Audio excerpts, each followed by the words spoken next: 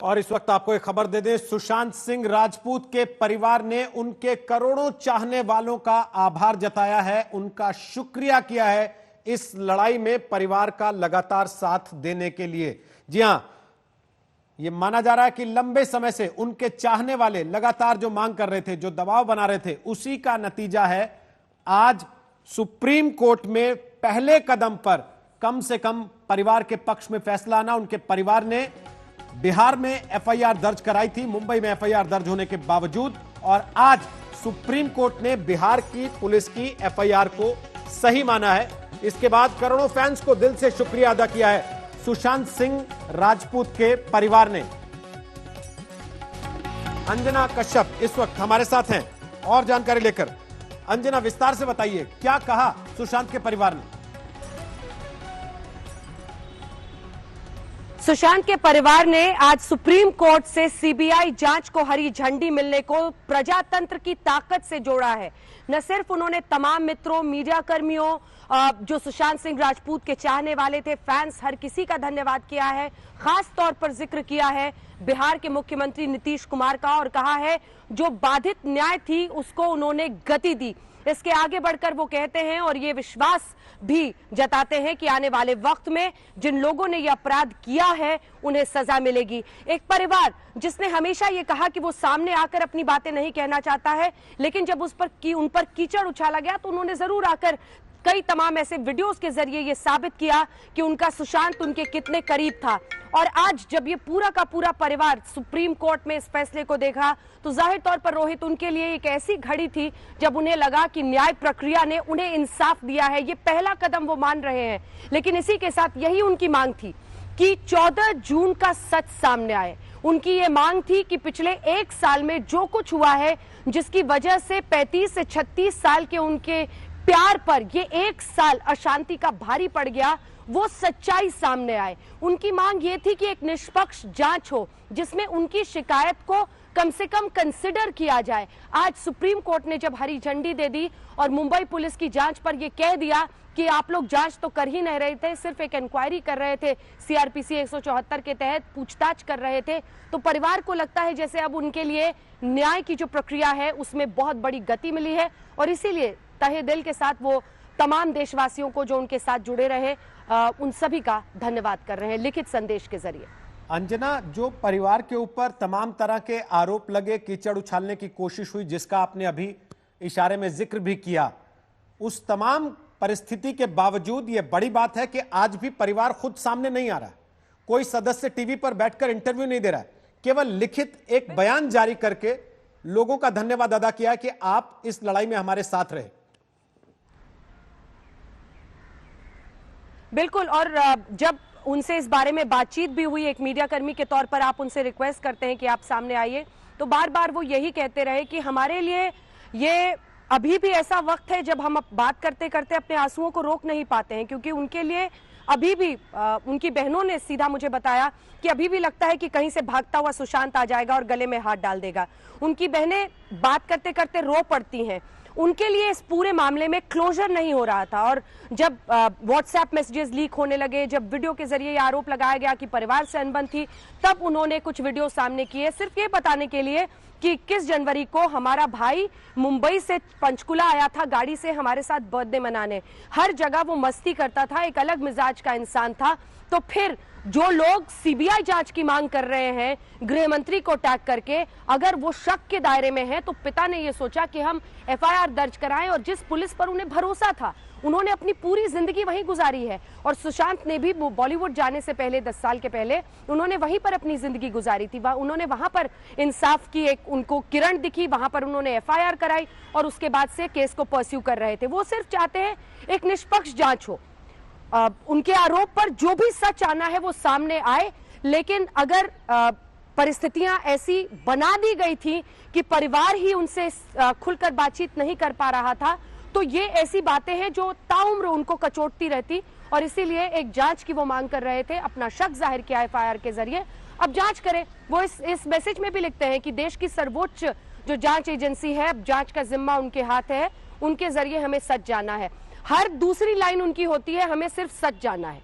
जो भी हुआ सीधे किसी पर कोई गिल्टी है या नहीं है हमें नहीं पता, लेकिन निष्पक्ष जांच तो हो, जिसमें खास तौर पर परिवार पर ही जब महाराष्ट्र सरकार आरोप लगाने लगी तो आप सोचिए उनकी दर्द की इंतहा हो गई। उन्होंने कहा कि ये क्या है, एक स्टार की मौत का मामला, उसको डिफेंड करने के लिए आखिर सरकारें क्यों उतर रही हैं मैदान में। ये तमाम बातें उन्हें और भी ज्यादा परेशान करने लगी और इसीलिए वो चाहते नहीं है कि, उनका कहना था कि हमारे लिए ये एक तमाशा नहीं है, हमारे लिए ये अपने सुशांत के अंतिम दिनों का सच जानना है और इसीलिए हम इस लड़ाई में हमेशा वही बातें कहेंगे जिसकी जरूरत है इस केस को।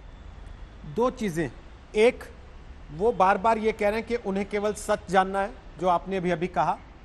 क्या सीबीआई की जांच में जो कुछ भी सामने आएगा वो उसको स्वीकार करने के लिए तैयार हैं, भले ही वो उनकी उम्मीदों के उलट हो। और दूसरा, इस पूरी परिस्थिति ने, वो माने या ना माने, चाहे या ना चाहे, राजनीतिक रंग ले लिया है। मामला अब बिहार वर्सेस महाराष्ट्र का हो गया। क्या उस पर कुछ कहना है उनका? वो इस पर प्रतिक्रिया तक नहीं देना चाहते। उन्हें बस इस बात का दुख था कि आखिर नेतागण क्यों इसमें नीचे पूरी लड़ाई के स्तर को नीचे ले जा रहे हैं। पिता पुत्र के रिश्ते पर जब चोट होने लगी तब उनके लिए सबसे हृदय तोड़ने वाला वक्त था। उन्होंने कहा कि आज सोचिए 74 साल के एक पिता को यह साबित करना पड़ रहा है कि उसे अपने बेटे की चिंता थी, उसे अपने बेटे से प्यार था। वो रिया को मैसेज कर रहे थे, रिया जवाब नहीं दे रही थी मैसेज। और देखिए ये जो पूरी कहानी है, ये रिया ने सबसे पहले व्हाट्सएप मैसेजेस लीक करके ये दिखाने की कोशिश की कि बहनों से उनकी बनती नहीं थी। उसके बाद ही परिवार को कई बातें कहनी पड़ी, वरना ये परिवार पूरी तरह से अपने आप को अलग रखना चाहता है। जो बहन उनकी श्वेता यूएस में है, वो जरूर चूंकि दूर है, वो सोशल मीडिया के जरिए अपनी तमाम बातें कहती हैं, वरना बाकी परिवार जो है वो कम से कम यहाँ पर जितनी बहनें हैं, 3 बहनें और पिता, वो बहुत ज्यादा नहीं, सिर्फ एक मैसेज उन्होंने सामने किया, कुछ वीडियोस सामने किए, सिर्फ अपना प्यार दिखाया। उन्होंने एफआईआर में जो बात कही है वो आरोप अपनी जगह पर है। जो भी सीबीआई पर उनको पूरा भरोसा है और जो भी जांच या रिपोर्ट सीबीआई के जरिए आती है उस पर पूरा उनका भरोसा है। आपको लगता है कि इस पूरे मामले में पहले दिन से महाराष्ट्र सरकार की जो एजेंसी थी, जांच एजेंसी, मुंबई की जो पुलिस थी, जिसके हाथ सबसे पहले ये केस आया, वो इसका अनुमान लगाने में चूक गए कि ये मामला इस कदर आगे खिंचेगा? खास तौर पर 15 अगस्त को हमने देखा, केवल भारत में नहीं, अमेरिका तक में सुशांत सिंह राजपूत के लिए न्याय की मांग उनके फैंस ने उठाई। शायद बहुत से लोगों को यह लगा भी नहीं होगा कि सुशांत सिंह राजपूत का स्टारडम इतना बड़ा है कि उनकी मृत्यु के इतने समय बाद तक भी लोग लड़ते रहेंगे। किसी भी पुलिस या जांच एजेंसी का यह काम नहीं है कि वो अनुमान लगाए कि यह मामला कितना बड़ा बन सकता है। उनका यह काम है कि वो मामले की तफ्तीश करे। जब किसी की भी मौत होती है, क्या उन्होंने स्टैंडर्ड ऑपरेटिंग प्रोसीजर फॉलो किया? नहीं किया। कई सारे सवाल हैं। विकास सिंह पूछते हैं, जो कि वकील हैं केके सिंह की तरफ से। सवाल नंबर 1, जब बहन 10 मिनट दूर थी तो उनके जो बॉडी थी उसको क्यों नीचे उतार लिया गया, इंतजार क्यों नहीं हुआ? सवाल नंबर 2 जो विकास सिंह पूछते हैं, उनका यह कहना है कि आखिर एक चाबी बनाने वाले को क्यों बुलाया गया, दरवाजा तोड़कर क्यों नहीं कोशिश की गई पहले देखने की? सवाल number 3, postmortem report. Postmortem report, आपने 3 बजे बॉडी वहां पर गई थी और पोस्टमार्टम बाद में लगभग कई घंटों की देरी के बाद होती है। पोस्टमार्टम रिपोर्ट में इस बात का जिक्र नहीं है कि कितने घंटे पहले उनकी मौत हुई है।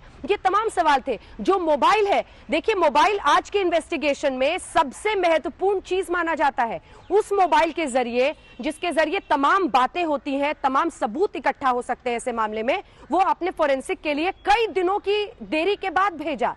दिशा सालियान, 8 जून को उनकी मौत हुई थी, वो भी आत्महत्या बताया गया, लेकिन उस पर भी आपकी जांच इस निष्कर्ष पर नहीं थी साफ सुथरी। जब आज तक के जरिए हमारे रिपोर्टर्स बिहार कवर करने वाले मुंबई पहुंचे और बवाल मचा, उसके बाद उन्होंने जनता से पूछा कि आप बताइए अगर आप दिशा सालियान की मौत के बारे में कुछ जानते हैं। अब सवाल यह है कि आप एक जांच एजेंसी हैं साहब, आपको अपना जो ऑपरेटिंग प्रोसीजर है, जो कुछ खामियां आपने बड़े बड़े लूप होल्स इन्वेस्टिगेशन में छोड़ दिए, वो आपको करने थे। वो इसलिए नहीं करना था कि ये सुशांत सिंह राजपूत है और कल को कैलिफोर्निया के किसी सड़क में बड़े बड़े उनके बिलबोर्ड्स लगेंगे। वो आपको इसलिए करना था क्योंकि ये मौत संदिग्ध हालात में हुई थी और जांच उनको सही ढंग से करनी चाहिए।